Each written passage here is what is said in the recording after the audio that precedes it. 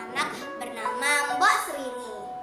Pada suatu sore, Mbok Srini pergi ke hutan untuk mencari kayu bakar.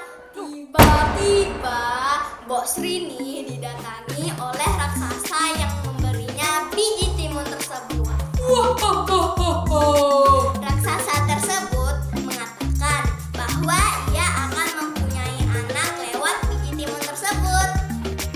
Mbok Srini pun pulang dan langsung menanam biji timun itu. Setelah beberapa waktu, tanaman timun itu hanya berbuah satu, warnanya emas. Ia langsung membelah buah itu dan dia terkaget-kaget karena isinya bayi perempuan. Anak itu diberi nama Timun Mas.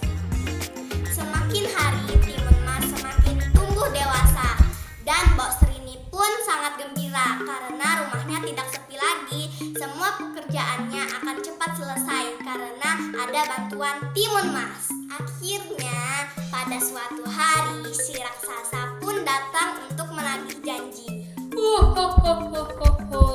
Mbok Srini sangat ketakutan karena dia tidak mau kehilangan Timun Mas. Dan Mbok Srini pun mengatakan, "Wahai raksasa, datanglah 2 tahun lagi, karena semakin dewasa semakin enak untuk disantap."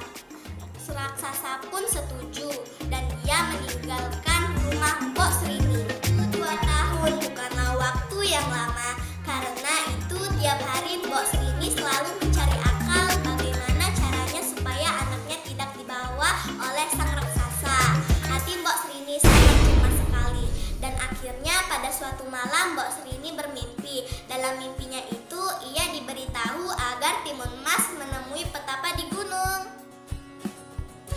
Pagi harinya, Mbok Srini menyuruh Timun Mas untuk segera menemui petapa itu.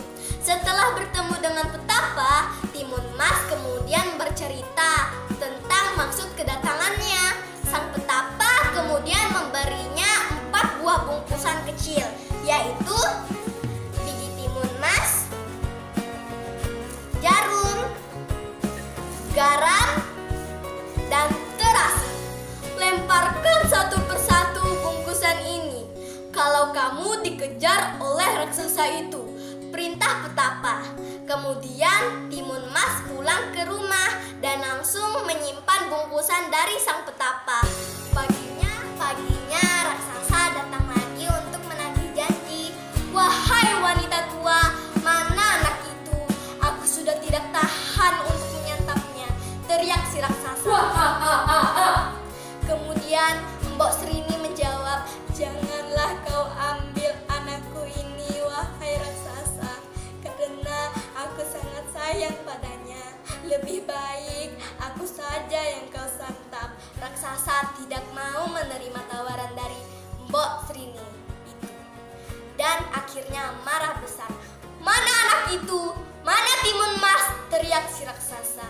Karena tidak tega melihat Mbok Srini menangis terus, maka Timun Mas keluar dari tempat persembunyiannya. "Hei raksasa, aku di sini, raksasa. Tangkaplah aku jika kau bisa," teriak Timun Mas. Raksasa pun mengejarnya dan Timun Mas mulai melemparkan kantong yang berisi mentimun. Sungguh ajaib, hutan menjadi ladang mentimun yang lebat buahnya. Raksasa pun menjadi terhambat karena batang timun tersebut terus melilit tubuhnya. Tetapi akhirnya si raksasa berhasil bebas juga dan mulai mengejar Timun Mas lagi. Lalu Timun Mas menaburkan kantong kedua yang berisi jarum. Dalam sekejap tumbuhlah pohon-pohon bambu yang sangat tinggi dan tajam dengan kaki yang berdarah-darah karena tertancap bambu tersebut. Si raksasa terus mengejar. Kemudian Timun Mas membuka bingkisan ketiga yang berisi garam. Seketika itu hutan pun menjadi lautan luas, tetapi lautan itu dengan mudah dilalui si raksasa. Yang terakhir Timun Mas akhiri dengan menaburkan terasi. Seketika itu terbentuklah lautan lumpur yang mendidih dan si raksasa tercebur